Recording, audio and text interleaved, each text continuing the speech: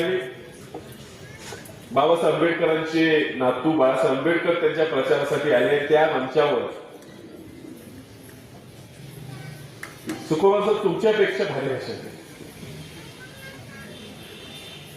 त्यावेळेला हिंदू मुस्लिम बौद्ध भाई भाई एका मयात गळ ख्रिश्चन आम्ही सगळ्यांची नावं घेतली, सगळे आपण एकत्र गेलं पाहिजे. आणि ही विधानसभेची निवडणूक आहे आणि निवडणूक झाल्यावर काय ते वेगळंच बोलायला चालू केलं. सुरुवात झाली, धनगर समाजाला अन्याय होतोय, समाजाला अन्याय होतोय, समाजासाठी आपण काहीतरी केलं पाहिजे.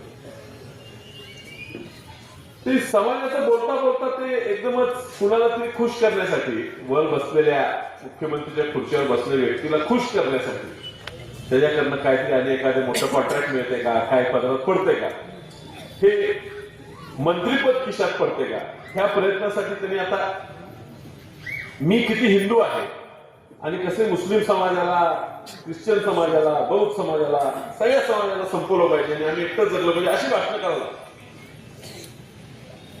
ही जग जी नगरी आहे, ग्रामपंचायत होती आता नगरी आहे, ही पूर्वीपासून पुरोगामी विचाराचं शहर राहिलेलं आहे. सरांनी सांगितलं, अजून जानकर साहेब बोलणार आहे तर ते तुम्हाला चांगले मुद्दे मांडतील. तरी सांगितलं, पूर्वी एकामेकाच्या कार्यक्रमाला जात असताना बाराबरोबर सुद्धा ह्या गावात आहे, बाजारपेठेत आहे, प्रत्येक समाजाची लोक ह्या ठिकाणी राहिली. मुस्लिम समाज ह्या ठिकाणी मोठ्या प्रमाणात आहे, लिंगायत समाज ह्या ठिकाणी मोठ्या प्रमाणात आहे. प्रत्येक समाजातल्या घटकातली लोक ह्या ठिकाणी राहतात. कधी कोणात भांडण नाही, काय कोणाचा वाद नाही, एकामेकाच्या कार्यक्रमात जातात, एकामेकाचे सण साजरे करतात, एकामेकाच्या सुखात दुःखात ही लोक